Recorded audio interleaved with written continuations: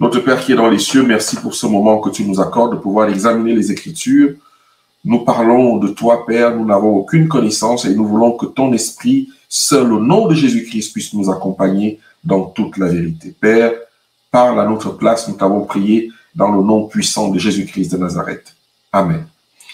Mesdames et messieurs, frères et sœurs, depuis que nous avons commencé les présentations sur les affirmations sur le Saint-Esprit, je reçois beaucoup de questions et ces questions me montrent très simplement que nous avons un problème avec la troisième personne de la divinité et nous voyons pourquoi les prières, les requêtes ne sont pas prises en compte dans le langage du Dieu très saint parce que nous avons une méconnaissance de la divinité. Il y a toujours quelque chose qui m'a frappé énormément, c'est le genre de prière que les disciples faisaient alors qu'ils étaient en face d'accomplir les choses divines par le don du Saint-Esprit.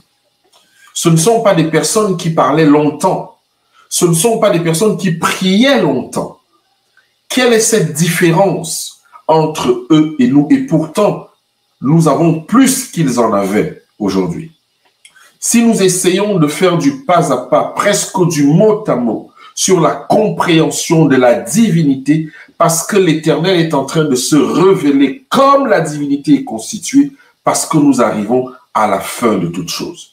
Et le gros problème que la chrétienté a aujourd'hui, c'est la personne du Saint-Esprit. Et c'est pour ça que nous faisons attention. Nous nous arrêtons pour en parler avec des mots totalement simples.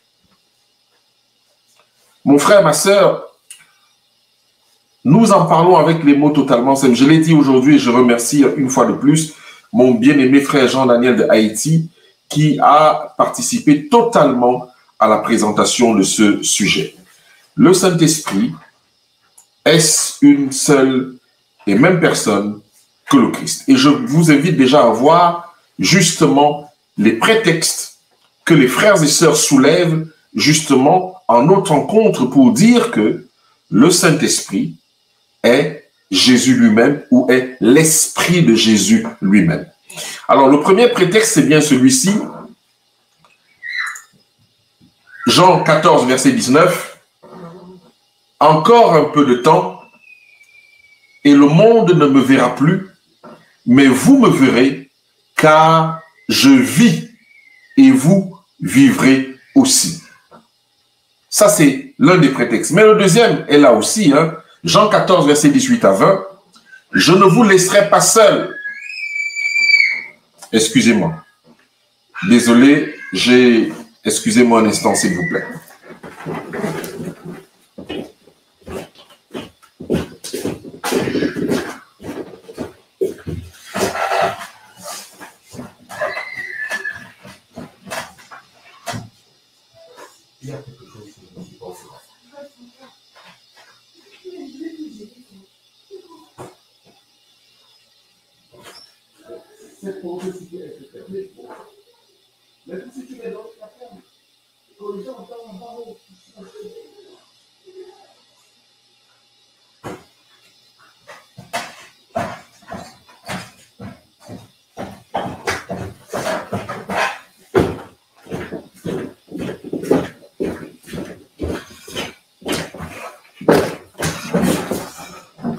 Je vous prie de me pardonner, frères et sœurs.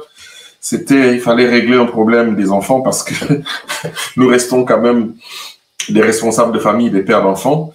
Donc voilà, je disais que le deuxième prétexte se trouvait dans Jean, le chapitre 14, le verset 18 à 20, qui dit que je ne vous laisserai pas seul. Je ne vous laisserai pas seul. Je viendrai à vous. Encore un peu de temps, et le monde ne me verra plus, mais vous me verrez, car je vis, et vous vivrez aussi. En ce jour-là, vous connaîtrez que je suis à mon Père, et que vous êtes à moi, et que je suis en vous. Et donc, le fait que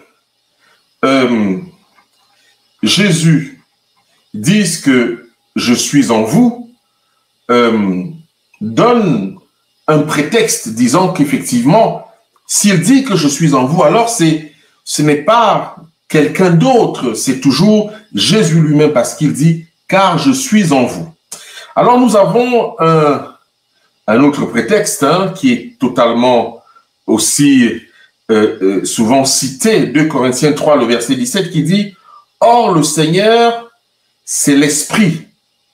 Et là où est l'Esprit du Seigneur, là est la liberté. » Or, le Seigneur, c'est l'Esprit.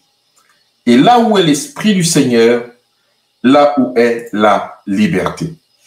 Je voudrais que nous puissions prendre, peut-être parce que nous sommes déjà un peu en retard sur le programme, avancer plus vite. Je vais passer cette partie, pourquoi ces prétextes, juste arriver juste à cette présentation ici. Est-ce que le Saint-Esprit est Jésus-Christ? Mesdames et messieurs, frères et sœurs, je voudrais que nous puissions examiner pas à pas de quelle manière Jésus-Christ est né. Que s'est-il passé? Est-ce que ces textes nous permettent d'avoir une autre compréhension en réalité? Dans Matthieu 1, le verset 18, il est écrit « Voici de quelle manière arriva la naissance de Jésus. Marie, sa mère, ayant été fiancée à Joseph, se trouva enceinte par la vertu du Saint-Esprit avant qu'ils eussent habité ensemble. » Le texte nous explique bien en nous disant, voici de quelle manière Jésus-Christ est venu à l'existence. Marie, sa mère, ayant été fiancée à Joseph, se trouva enceinte par la vertu du Saint-Esprit. Il faut vraiment que nous comprenions quelque chose, parce que si nous n'arrivons pas à saisir ce que la divinité essaye de nous montrer pour nous qui sommes parvenus à la fin de toute chose, nous allons passer à côté du plan de la rédemption. D'ailleurs, quelqu'un a dit une fois dans l'un des chats que c'est Jésus qui compte et que ce n'est pas l'esprit, c'est Jésus qui compte, nous n'avons rien à voir avec ça, c'est Jésus qui compte et puis point barre. Est-ce que la parole soutient cette façon de voir? Nous continuons la lecture des versets. Dans Matthieu 1, le verset 20 à 21, il est écrit « Comme il pensait, voici un ange du Seigneur lui apparut en songe et dit à Joseph, fils de David, ne crains pas de prendre avec toi Marie ta femme, car l'enfant qu'elle a conçu vient du Saint-Esprit. » Est-ce que ça veut dire que dans ce cas, Jésus pouvait se concevoir lui-même? Parce que l'ange dit à Joseph, l'enfant que Marie a conçu vient du Saint-Esprit, elle enfantera un fils et tu lui donneras le nom de Jésus, c'est lui qui sauvera son peuple de ses péchés. Vous voyez, à plusieurs reprises déjà, nous avons une différence entre Jésus et le Saint-Esprit. Et dans Luc 1, le verset 41, dès qu'Élisabeth entendit la salutation de Marie, son enfant tressaillit dans son sein et elle fut remplie du Saint-Esprit. Donc, si Jésus lui-même est le Saint-Esprit, ça veut dire que dès qu'Élisabeth a vu Marie, Jésus qui est le Saint-Esprit est donc parti du ventre de Marie pour aller remplir Élisabeth. Nous devons prendre la parole comme elle nous est enseignée, puisque Dieu a mis la compréhension de la parole à la disposition des enfants. Jésus et le Saint-Esprit sont deux personnes distinctes. Et ça, c'est une affirmation que nous voulons mettre en évidence maintenant, selon ce qui est écrit. Et je vous ai dit tout à l'heure que nous n'allons soulever aucune citation de l'esprit de prophétie. Nous allons exclusivement citer la Bible ce soir, uniquement la Bible. Alors, Luc 13, Luc 1, le verset 13 à 15. Mais l'ange lui dit, ne crains point, Zacharie, car ta prière a été exaucée, ta femme Élisabeth enfantera un fils, et tu lui donneras le nom de Jean. Il sera pour toi un sujet de joie et d'allégresse, et plusieurs se réjouiront à sa naissance, car il sera grand devant le Seigneur, il ne boira ni vin, ni liqueur enivrant, il sera rempli du Saint-Esprit dès le sein de sa mère. Ça, c'est encore un ange qui le dit à Zacharie, le papa de Jean, qu'il sera rempli du Saint-Esprit. Alors, pendant que l'ange dit ça, Jésus est déjà dans le sein de Marie. Continuons notre lecture. La Bible nous dit donc dans Luc 1, le verset 39 à 43, ceci. Laissez-moi agrandir encore pour vous. Dans ce même temps, Marie se leva et s'en alla en hâte vers les montagnes d'une ville de Juda. Elle entra dans la maison de Zacharie et salua Élisabeth. Dès qu'Élisabeth entendu la salutation de Marie, son enfant tressaillit dans son sein et elle fut remplie du Saint-Esprit. Elle s'écria d'une voix forte, « Tu es bénie entre les femmes et le fruit de ton sein est béni. Comment m'est-il accordé que la mère de mon Seigneur vienne auprès de moi ?» Nous avons déjà lu cet épisode. Maintenant, essayons de voir ce que Jean le Baptiste déclare lui-même, parce que cette déclaration également est très utile pour nous et peut nous aider à comprendre certaines choses. Que dit Jean au travers de la parole de Dieu? Matthieu 3, le verset 11 déclare ceci. « Moi, je vous baptise d'eau. » Excusez-moi. « Moi, je vous baptise d'eau pour vous amener à la repentance. Mais celui qui vient après moi est plus puissant que moi, et je ne suis pas digne de porter ses souliers. Lui, Jésus, il vous baptisera du Saint-Esprit et de feu. » Voici la question.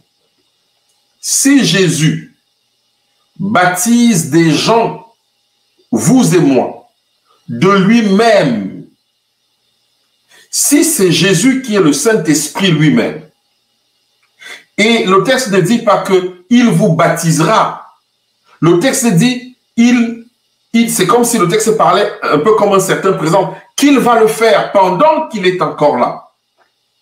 Donc si Jésus baptise du Saint-Esprit et de feu, comment se fait-il qu'il se baptise lui-même du Saint-Esprit et de feu, alors que l'on déclare que Jésus lui-même est le Saint-Esprit? Je pense que c'est une aberration qui est quand même, que nous devons ne pas considérer parce que les textes sont totalement clairs et simples en réalité. Il vous baptisera du Saint-Esprit et de feu. Ça, c'est Jean qui le dit, mais Jean va plus loin. Jean dit ceci. Dans Marc 1, le verset 7 à 8, il dit, il prêchait disant, il vient après moi celui qui est plus puissant que moi et je ne suis pas digne de délier en me baissant la courroie de ses souliers, mais je vous ai baptisé d'eau, lui, il vous baptisera du Saint-Esprit. Si c'est Jésus qui baptise du Saint-Esprit, cela veut dire qu'il n'est pas le Saint-Esprit lui-même. La raison pour laquelle nous avons voulu revenir en arrière, reparler de ceci, c'est pour que nous puissions être établis sur la parole de Dieu, sur ce qu'elle déclare avec une grande simplicité. Nous continuons dans notre lecture. Jean, la promesse dont Jean-Baptiste parlait tout à l'heure, essayons de voir l'accomplissement de cette promesse de Jésus, de cette promesse de Jean, que Jésus baptisera du Saint-Esprit. Alors, dans Luc 3, le verset 21 à 22, il est écrit que tout le peuple se faisait baptiser. Jésus fut aussi baptisé. Et pendant qu'il priait, mon frère, ma sœur, les textes sont tout à fait clairs. Pendant que Jésus priait, ce qui démontre déjà que le Saint-Esprit n'est pas descendu directement lorsque Jésus est sorti de l'eau. Lorsque vous allez lire le reportage de l'Esprit de prophétie sur comment le Saint-Esprit est descendu sur Jésus-Christ, cela a pris du temps et c'est d'ailleurs de là qu'est sortie notre façon de baptiser, d'amener les gens dans l'eau, de les ressortir et ils restent à la rive et on va invoquer le Saint-Esprit sur eux. C'est exactement ce qui s'est passé avec Jésus-Christ de Nazareth. On dit que pendant qu'il priait, ce n'est pas une chose qui a mis 1 seconde, 2 secondes, c'est quelque chose qui a mis un petit moment lorsqu'on associe le reportage de l'Esprit de prophétie. la Bible dit que pendant qu'il priait, le ciel s'ouvrit. Jésus est physiquement là. On dit que le ciel s'ouvrit et le Saint-Esprit descendu sur qui? Sur Jésus, sur une forme corporelle comme une colombe. Ce n'était pas une colombe, c'est une forme. C'est tout ce que Jean a trouvé à dire là-dessus. Une forme corporelle comme ce n'était pas une colombe. Parce que Dieu ne va jamais se transformer en animal. D'accord? Dieu ne va jamais se transformer en animal. Il nous a fait à son image. S'il veut prendre une apparence, ce sera une apparence humaine, exclusivement humaine. Parce que nous sommes les seuls qui sont faits à l'image de Dieu, selon ce qui est écrit. Et le Saint-Esprit, les autres sont les créatures de Dieu. Je n'ai pas dit le contraire, mais la Bible nous dit que l'homme a été fait à l'image de Dieu et selon sa ressemblance. Et le Saint-Esprit descendit donc sur lui sur une forme corporelle comme une colombe. Et une voix se fit entendre du ciel. Tu es mon fils bien-aimé, en toi j'ai mis toute mon affection. Nous voyons ici les trois membres de la divinité d'une façon distincte. C'est-à-dire Jésus qui est dans l'eau, qui sort de l'eau et qui va prier pour dire à son Père que donne la promesse que tu as prévue, parce que si tu ne la donnes pas, je ne pourrai pas accomplir l'œuvre comme il se doit. Et le Saint-Esprit qui descend, et une voix qui se fait entendre du ciel, celui-ci est mon fils bien-aimé en qui j'ai mis toute mon affection. Nous voyons clairement, mon frère, ma soeur, trois personnes, et cela ne souffre d'aucune discussion. Nous continuons dans la lecture de nos textes. Dans Matthieu 3, le verset 16 à 17, il est écrit que dès que Jésus eut été baptisé, il sortit de l'eau et voici les cieux s'ouvrir et il vit l'esprit, voici le ciel s'ouvrir, les cieux s'ouvrir et il vit l'Esprit de Dieu descendre comme une colombe et venir sur lui. Ça, c'est le témoignage de Jean. Et voici une voix se fit entendre des cieux, ces paroles, celui-ci est mon fils bien-aimé en qui j'ai mis toute mon affection. Nous avons vu le verset de Luc qui confirme ceci. Nous voyons maintenant le verset de Matthieu qui confirme exactement la même chose. Et c'est Jean qui parle. Il vit l'Esprit. Mais allons un peu plus loin. Dans Jean 1, le verset 32 à 34, voici ce qu'il est dit. Et je voudrais que vous prêtez attention à ce que Jean va dire là. Nous allons revenir dessus sur d'autres présentations. Prêtons attention à ce que Jean-Baptiste va dire maintenant. Il est écrit, Jean rendit témoignage en disant, j'ai vu l'Esprit descendre du ciel comme une colombe et s'arrêter sur lui. Il dit ceci, je ne le connaissais pas, mais celui qui m'a envoyé baptiser d'eau, celui-là m'a dit, celui sur qui tu verras l'Esprit descendre et s'arrêter, c'est lui qui baptisa du Saint-Esprit et j'ai vu et j'ai rendu témoignage qu'il est le Fils de Dieu. La première chose que nous pouvons dire ici, c'est que le Saint-Esprit est un être visible. C'est le témoignage de Jean-Baptiste qui est clair. La Bible dit que Jean rendit témoin. J'ai vu l'Esprit descendre du ciel comme une colombe et s'arrêter sur lui. Jean l'a dit, le Saint-Esprit n'est pas un être seulement invisible, mais lorsqu'il veut se rendre visible, il se rend visible et Jean dit que je l'ai vu descendre sous une forme corporelle comme une colombe. C'est la seule description humaine qu'il a pu associer à ce que ses yeux ont vu, comme une colombe. Donc, on peut voir le Saint-Esprit. S'il veut bien se montrer à nous, on peut le voir puisque Jean dit que je l'ai vu. Et il a reconnu que c'était l'Esprit de Dieu. Que ce n'était pas Jésus-Christ lui-même qui était devant lui. Que c'était l'Esprit de Dieu qui descendait et Jésus-Christ était devant lui. Ce sont des vérités que nous devons accepter parce que la divinité se dévoile. Jean dit que je l'ai vu. J'ai vu l'Esprit descendre du ciel comme une colombe et s'arrêter sur lui. Et il précise que cette information-là, il la tient de celui qui l'a envoyé baptiser, donc il lui a dit que celui sur qui tu verras l'Esprit descendre et s'arrêter. Jean a vu l'Esprit descendre et s'arrêter, et la Bible dit que Jean témoigne que celui-là seul baptisera du Saint-Esprit, et il dit, j'ai vu et j'ai rendu témoignage qu'il est le Fils de Dieu. Une différence claire pour Jean entre Jésus-Christ et le Saint-Esprit. Et Jean dit, c'est un témoignage capital pour vous et moi. Si vous ne l'avez jamais vu, arrêtez-vous dessus. Jean dit, je l'ai vu. Je l'ai vu. Mesdames et messieurs, frères et sœurs, c'est la raison pour laquelle nous devons prêter attention à la problématique de la troisième personne de la divinité. Alors, Jésus est conduit au désert. La Bible nous dit dans Matthieu 4, verset 1. Alors Jésus fut amené au désert par l'Esprit. Alors Jésus fut amené par l'Esprit dans le désert pour être tenté par le diable. Ici, la Bible est formelle. Jésus fut amené par l'Esprit.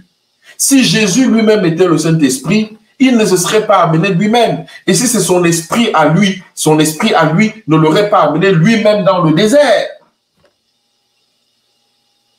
La Bible nous dit que il y a une différence entre Jésus et le Saint-Esprit. Nous continuons notre balade. Dans Marc 1, le verset 12 à 13, la Bible dit aussitôt, l'Esprit poussa Jésus dans le désert. En fait, c'est la même chose. Hein? Il fut amené dans le désert, mais ici on nous dit, l'Esprit poussa Jésus dans le désert. L'Esprit le poussa dans le désert, où il passa 40 jours tenté par Satan. Il était avec les bêtes sauvages et les anges le servaient. Vous voyez que Dieu, au travers de sa parole, prend la peine de clarifier au fur et à mesure les choses pour vous et pour moi. L'Esprit le poussa dans le désert. Ce n'est pas une même personne, c'est deux personnes distinctes, mon frère, ma sœur. Dans Luc 4, le verset 1 à 2. Et ça, c'est la mission de Jésus-Christ. Regardez ce qui est écrit. Jésus, rempli du Saint-Esprit, revint du Jourdain et il fut conduit par l'Esprit dans le désert. Regardez bien, Jésus qui était rempli du Saint-Esprit dans le Jourdain, quand il revint, il fut maintenant conduit par l'Esprit dans le désert. C'est l'Esprit Saint qui conduit Jésus, ce n'est pas la même personne. Ce n'est pas Jésus qui se conduit lui-même dans le désert. On dit que c'est l'Esprit qui le conduit. Il fut tenté par le diable pendant 40 jours. Il ne mangea rien durant ces jours-là. Et après qu'il fut reculé, il eut faim. Texte par texte, la Bible nous montre que Jésus n'est pas le Saint-Esprit et le Saint-Esprit n'est pas Jésus. Alors, Romains 8, verset 14. Vous voyez donc que la Bible nous dit qu'il fut rempli du Saint-Esprit et l'Esprit l'accompagna dans le désert. Et c'est le processus que vous et moi, nous devons avoir. Et c'est pour ça que Romains 8, le verset 14 dit ceci. Ceux qui sont conduits par l'Esprit sont fils de Dieu. Et le même Romain 8 dit que celui qui n'a pas l'Esprit en lui n'appartient pas à Jésus-Christ. N'appartient pas à Dieu. En d'autres termes, le préalable, c'est que nous soyons remplis du Saint-Esprit pour appartenir à Dieu. Et c'est ce qui s'est passé avec Christ. Il a été rempli du Saint-Esprit. Et voilà pourquoi il aurait pu être appelé, il a été appelé fils de Dieu. Nous continuons notre lecture. Maintenant, regardons ce que nous pouvons appeler ici la déclaration de mission de Jésus-Christ. Et je voudrais que nous nous arrêtons un peu sur ce qui est écrit. Peut-être nous n'avons jamais pris le temps de le lire. Et cette phrase-là se trouve dans pratiquement tout l'Ancien Testament. L'Esprit du Seigneur est sur moi. C'est ce que Jésus-Christ dit. L'Esprit du Seigneur est sur moi parce qu'il m'a oint pour annoncer une bonne nouvelle aux pauvres. Mais avant d'annoncer une bonne nouvelle aux pauvres, il précise quelque chose qui a été fait dans le Jourdain. L'Esprit du Seigneur est sur moi. Il m'a rempli pour annoncer une bonne nouvelle aux pauvres. Et nous devons tirer une leçon ici, vous et moi. Est-ce que tout ce que nous faisons, nous le faisons comme le Maître Jésus-Christ, notre Dieu, l'a fait?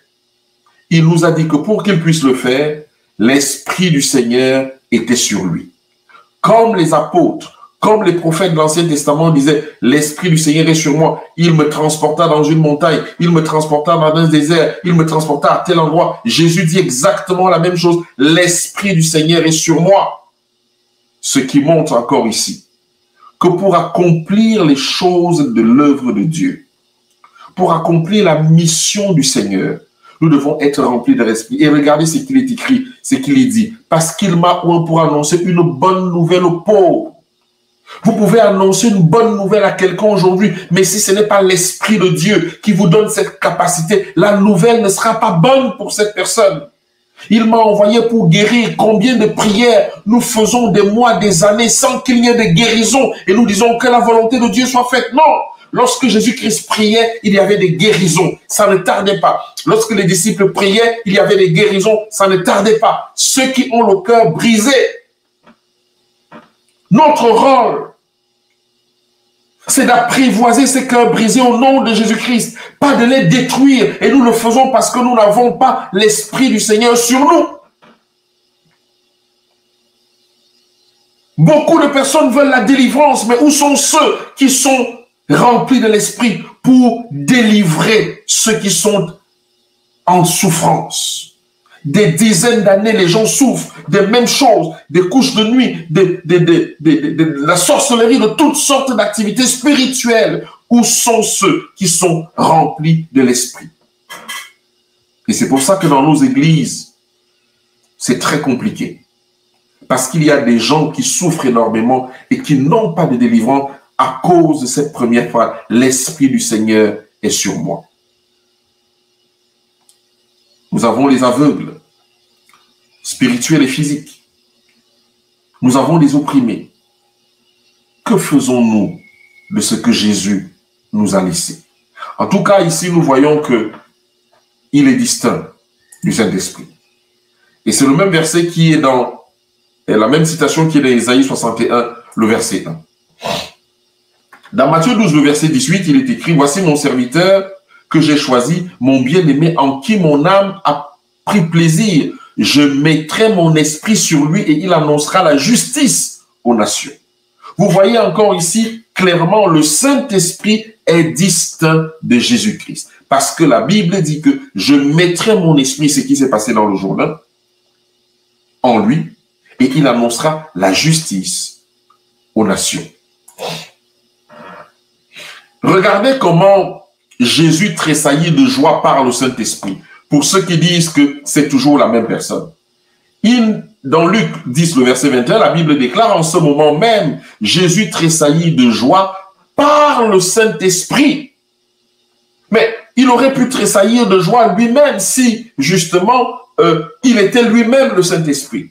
Mais nous comprenons ici que même la joie que le Seigneur Jésus-Christ éprouvait sur cette terre était manipulée par le Saint-Esprit. En d'autres termes, est-ce que la joie que tu vis sur cette terre est le résultat de ta relation avec Dieu ou alors le résultat d'une autre relation illicite? Jusqu'à la joie qui était dans le cœur de Jésus était manipulée par le Saint-Esprit. Et il dit, je te loue, Père, Seigneur du ciel et de la terre, de ceux que tu as caché ces choses aux sages et aux intelligents et de ceux que tu les as révélés aux enfants. Oui, Père, je te loue de ce que tu l'as voulu ainsi. Il tressaillit de joie par le Saint-Esprit. Nous pouvons nous poser la question, pourquoi c'est par le Saint-Esprit que Jésus-Christ tressaillit de joie dans ce cas? La Bible répond à cela. Les 70 revinrent avec joie, disant, Seigneur, les démons même nous sont soumis en ton nom. Jésus leur dit, je voyais Satan tomber du ciel comme un éclair. Et c'est pour ça que le Saint-Esprit fait en sorte que le cœur de Jésus tressaille de joie parce que il vient de voir comment l'ennemi de Dieu et des êtres humains vient de tomber du ciel comme un éclair. Et il dit ceci, voici, je vous ai donné le pouvoir de marcher sur les serpents et les scorpions et sur toute la puissance de l'ennemi. Nous allons revenir sur ce texte. Parce que je ne peux pas comprendre, mes frères et sœurs. Et c'est pour ça que je vais consacrer ma vie au nom de Jésus-Christ sur le fond à comprendre ce qui ne va pas avec la personne du Saint-Esprit. La Bible dit que Dieu nous a donné le pouvoir sur la puissance de l'ennemi, sur toute la puissance de l'ennemi. Mais nous vivons comme des gens Nous nous faisons attaquer. L'ennemi fait de nos vies ce qu'il veut, de nos familles ce qu'il veut, de notre entourage ce qu'il veut. Il crée des divisions partout, alors même que Jésus nous a dit, je vous ai donné le pouvoir, pas sur une partie de la puissance de l'ennemi, mais sur toute la puissance de l'ennemi. Et je commence à comprendre pourquoi Jésus dit que si vous avez la foi comme un grain de sénévé, vous pouvez dire à cette montagne, déplace-toi. Et cette montagne se déplacera. Pourquoi? Parce que le Saint-Esprit a besoin de trouver la foi d'un homme pour manifester la puissance de Dieu. Nous allons revenir, mais nous voyons encore ici que Jésus tressaille de joie parce qu'il voit comment l'Esprit de Dieu va mener l'œuvre avec les disciples. Et il dit, Seigneur, je te remercie parce que tu as caché ceci aux sages. Nous continuons notre lecture, mesdames et messieurs, frères et sœurs. La Bible dit dans Matthieu 10, le verset 20, ceci. Car ce n'est pas vous qui parlerez, c'est l'Esprit de votre Père qui parlera en vous. Car ce n'est pas vous qui parlerez, et ça c'est Jésus qui le dit. Car ce n'est pas vous qui parlerez, mais c'est l'Esprit de votre Père qui parlera en vous. Nous devons être tellement dans une relation avec Dieu que, à partir d'un certain moment, ce n'est pas vous qui parlerez. Et cette histoire doit se mettre en place dès à présent. Parce que pour qu'une prédication touche les cœurs et brise les âmes et les amène à la repentance, ce n'est pas la parole d'un homme qu'il faut mettre en évidence. Il faut simplement que l'Esprit de Jésus, l'Esprit de Dieu prenne le contrôle de notre langue pour dire des choses simples qui vont impacter le cœur des hommes. Pour vous faire comprendre ce que je suis en train de dire, regardez la prière de Jésus-Christ lorsqu'il va ressusciter Lazare. Regardez la prière de Pierre lorsqu'il va ressusciter Tabitha. Qu'est-ce qu'il y a dit? Qu'est-ce qui a été dit d'extraordinaire? Rien du tout. Mais avec des simples mots. Parce que c'est le Saint-Esprit qui parlait en eux. Vous avez vu ce qui s'est passé. Nous continuons. Maintenant, les propos de Jésus-Christ, lui-même sur le Saint-Esprit, nous allons rapidement passer dessus parce que nous les avons déjà vus. Nous faisons cette présentation ce soir encore pour vous démontrer que Jésus n'est pas le Saint-Esprit et le Saint-Esprit n'est pas Jésus, juste avec la Bible que vous et moi, nous lisons ensemble, au cas où vous l'auriez oublié. Les propos maintenant de Jésus-Christ face au Saint-Esprit. Que dit Jésus? Matthieu 12, le verset 31. C'est pourquoi je vous le dis, tout péché et tout blasphème sera pardonné aux hommes. Mais le blasphème contre l'Esprit ne sera point pardonné. Quiconque parlera contre le Fils de l'homme, il lui sera pardonné. Mais quiconque parlera contre le Saint-Esprit, il ne lui sera pardonné ni dans ce siècle, ni dans celui qui est à venir. Nous avons vu ce texte la semaine dernière. Pourquoi est-ce que la divinité donne de l'importance au Saint-Esprit? Ce n'est pas nous qui le donnons, c'est la divinité qui le donne. Et un frère m'a abordé dernièrement dans nos échanges, justement, d'ailleurs que j'attends avec impatience que le Seigneur lui donne la possibilité de venir intervenir ici sur ce sujet-là. Il me disait, mais Marc, il y a un problème d'égalité. Il y a un problème d'égalité. Pourquoi le Saint-Esprit deviendrait subitement plus important que Jésus lui-même? Et je suis resté tranquille, je ne savais pas quoi répondre. Mais quelque chose m'a été inspiré. J'ai dit, mais d'abord, c'est Jésus lui-même qui le dit. Et je ne discute pas avec les paroles de Jésus. Mais deuxièmement, quand vous êtes un homme, on peut prendre votre voiture, vous ne dites rien. On peut prendre votre maison, vous ne dites rien. On peut même prendre votre argent, vous ne dites rien. Mais si on touche à votre femme, là, vous allez réagir. Est-ce que ça veut dire que l'homme est moins important que sa femme? Et c'est pour ça que dans Jacques 4, le verset 5, la version Louis II, la Bible dit que c'est avec jalousie que Dieu chérit l'esprit qu'il a fait habiter en nous. Et c'est pour ça d'ailleurs que Jésus lui-même dit que je vais intercéder auprès du Père. Jésus ne dit pas que lorsque je vais arriver, le Saint-Esprit va descendre. Il dit non, je vais intercéder auprès du Père pour vous envoyer un autre consolateur. C'est la divinité qui a décidé qu'il ne faut jamais pécher contre le Saint-Esprit. Et nous ne pouvons pas faire autrement parce que c'est une révélation de la divinité. Nous continuons dans notre lecture.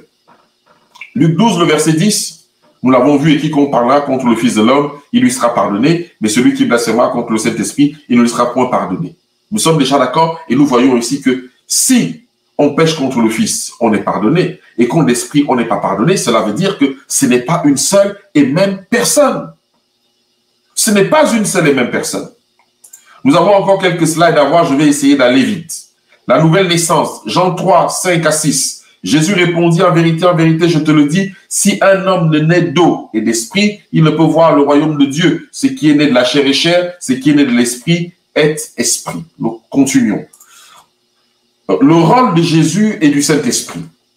Alors, dans Jean 5, le verset 36, il est écrit, moi, j'ai un témoignage plus grand que celui de Jean, car les œuvres que le Père m'a donné d'accomplir, ces œuvres même que je fais, témoignent de moi que c'est le Père qui m'a envoyé.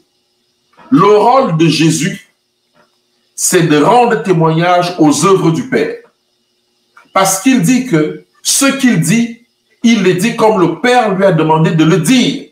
Et c'est pour ça qu'il peut dire dans Jean 5, verset 36 que j'ai un témoignage plus grand que celui de Jean, parce que moi je rends témoignage au Père, que c'est lui qui m'a envoyé.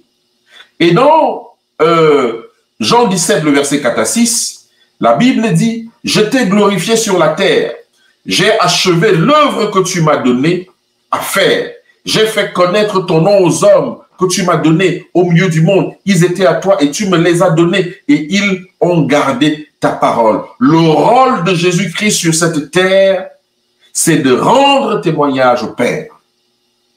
C'est de rendre témoignage au Père. Nous continuons. Maintenant, le Saint-Esprit, lui, son rôle, c'est de rendre témoignage à Jésus-Christ.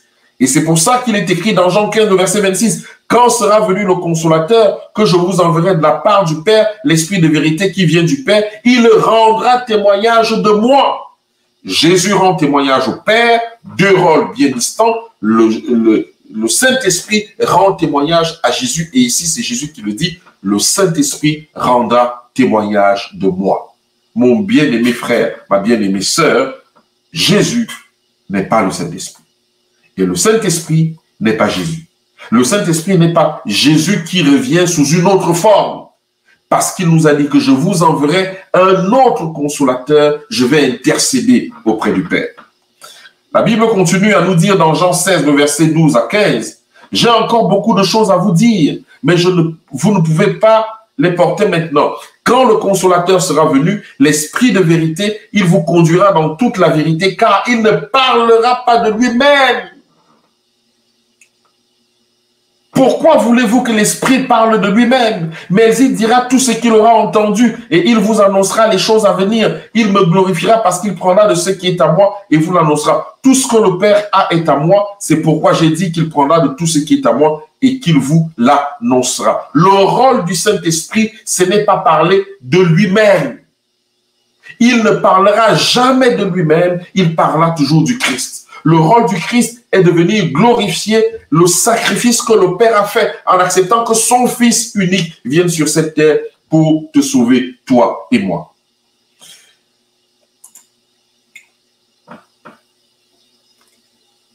Lorsque Jésus quitte le monde, le Saint-Esprit descend. Voyons les versets. Jean 14, verset 19. « Encore un peu de temps et le monde ne me verra plus. Mais vous, vous me verrez, car je vis et vous aussi, et vous vivrez aussi. » Ça, c'était aussi un prétexte que nos frères et sœurs prennent pour dire que c'est Jésus qui est revenu sous une autre forme.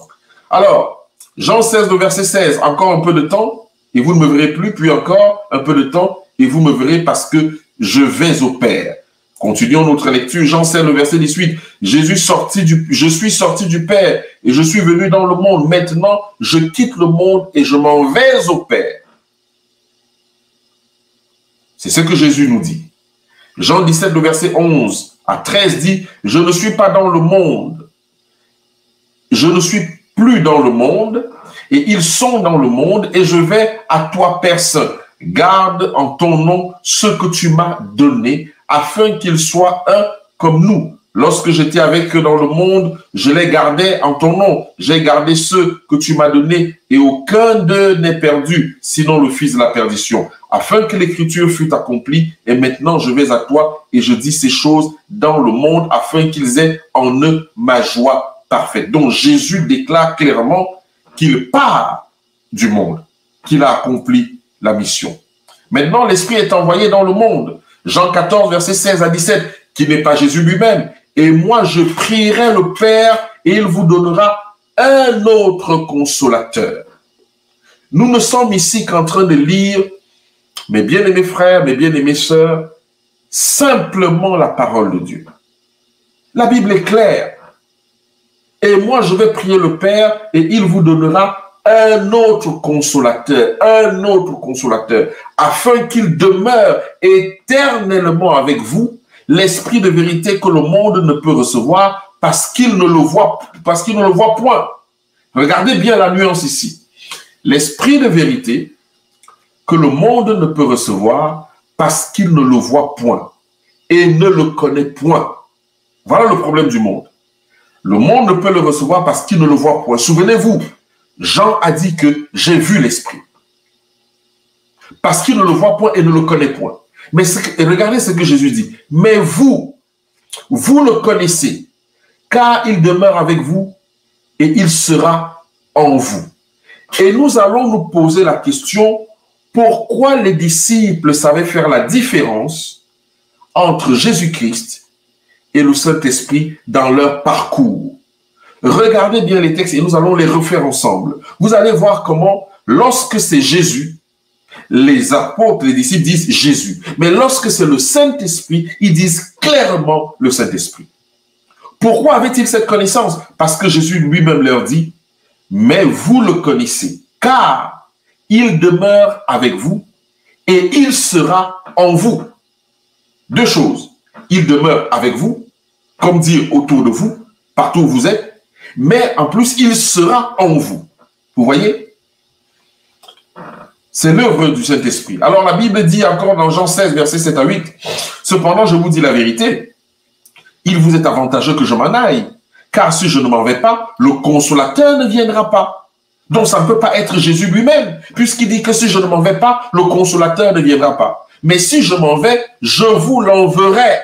Et quand il sera venu, il convaincra le monde en ce qui concerne le péché, la justice et le jugement. Ce n'est pas Jésus qui revient convaincre le monde de péché, de justice et de jugement, c'est le Saint-Esprit. Et nous devons accepter. Comme les Juifs ont eu la difficulté d'accepter la deuxième personne de la divinité, qui était Jésus, qui était le Fils de Dieu, c'est pour ça qu'on l'a crucifié.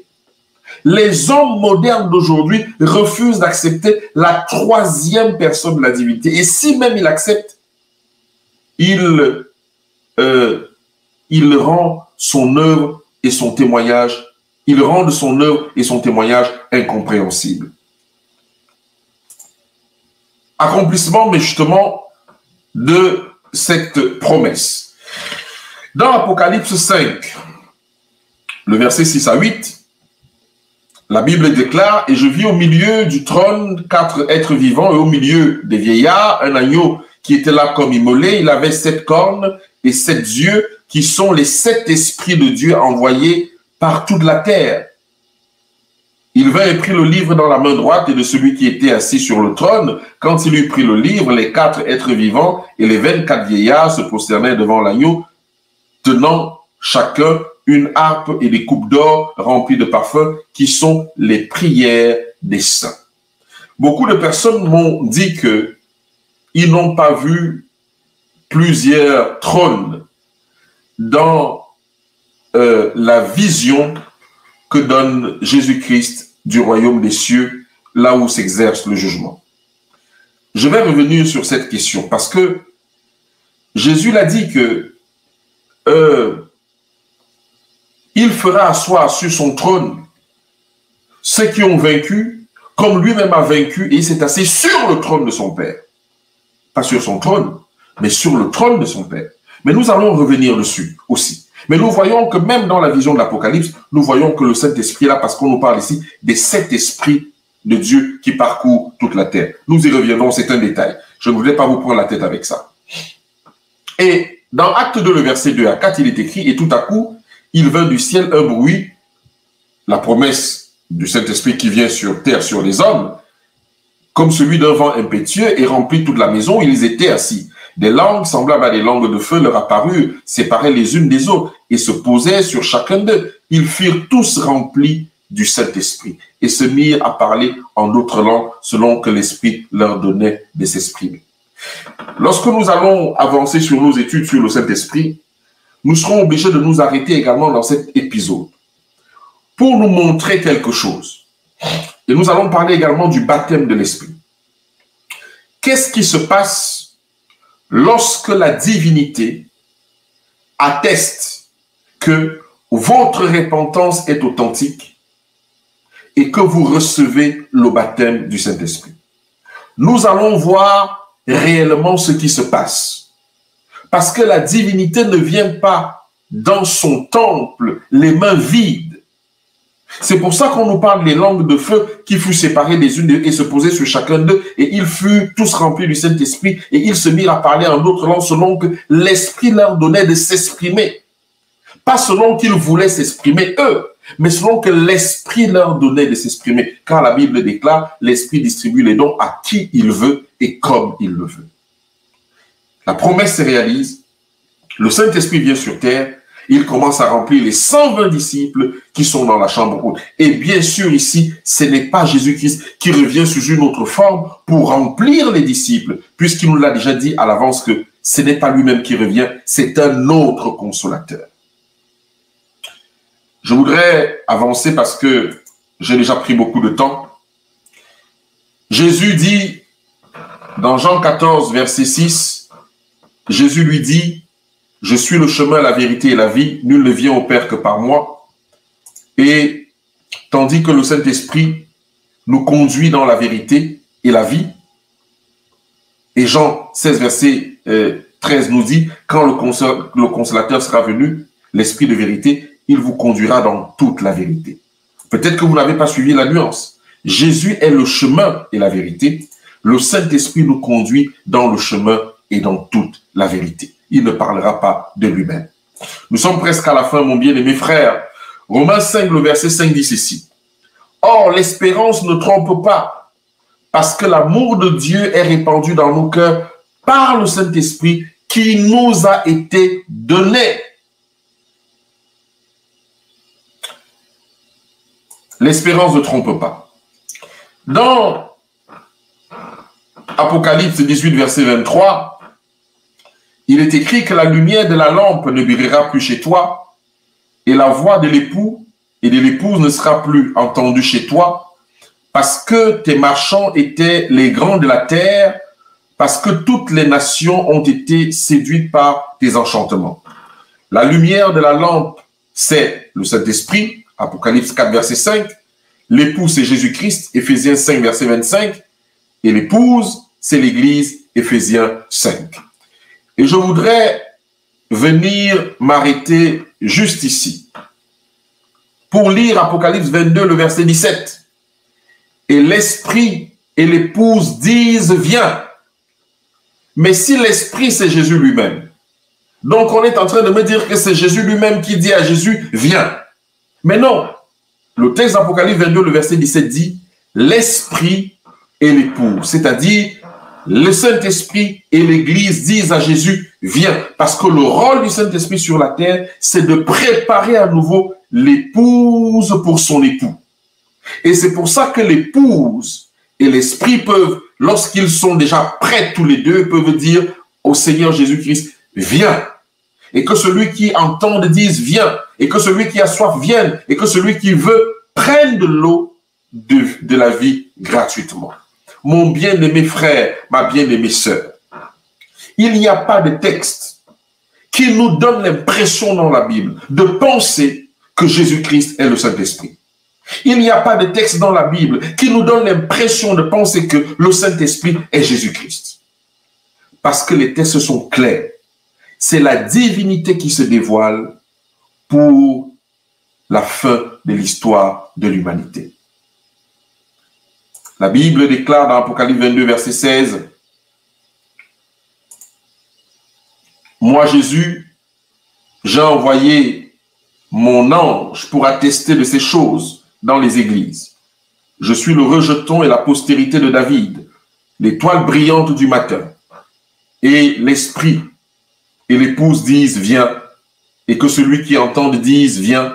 Et que celui qui a soif vienne. Que celui qui veut prenne de l'eau de la vie gratuitement. Celui qui atteste ces choses dit, oui, je viens bientôt. Amen. Viens, Seigneur Jésus. » Je voulais prendre le temps avec le concours de mon bien-aimé frère Jean-Daniel pour vous présenter une dernière fois. Parce que nous allons passer à autre chose. Le peuple de Dieu a beaucoup de difficultés et a besoin de revenir aux choses simples. J'ai passé pratiquement plus de 63 slides de versets bibliques ce soir pour vous montrer que le Saint-Esprit n'est pas Jésus-Christ et que Jésus-Christ n'est pas le Saint-Esprit. Bibliquement parlant, nous n'avons pas énoncé ici une citation de l'esprit de prophétie. Juste la Bible, par des mots simples, un autre consolateur. Nous avons vu la naissance de Jésus. Nous avons vu son parcours spirituel. Nous avons vu sa crucifixion. Nous avons vu les œuvres de Jésus. Le témoignage de Jean-Baptiste est clair. Et nous allons revenir dessus. J'ai vu l'Esprit descendre sur lui. Ce qui veut dire que l'Esprit est un être que l'on peut voir. Lorsque la divinité nous donne la possibilité de voir l'Esprit, on peut voir l'Esprit parce que Jean dit, je l'ai vu, car celui qui m'a envoyé baptiser d'eau m'a dit, celui sur qui tu verras descendre l'Esprit, c'est lui qui baptise du Saint-Esprit. Et Jean dit, je l'ai vu. Et je rends témoignage de cela, que c'est lui, le Fils de Dieu. Nous avons quelque chose à faire. Nous avons une prière à adresser à Dieu. Il faudrait que nous revenions à la simplicité de la parole et de rejeter les sirènes de notre intelligence humaine, car c'est une folie devant Dieu. Merci frères et sœurs de nous avoir écoutés ce soir. Je suis à votre disposition pour toutes les questions que vous pourriez poser. Ce soir, vous connaissez le lien StreamYard.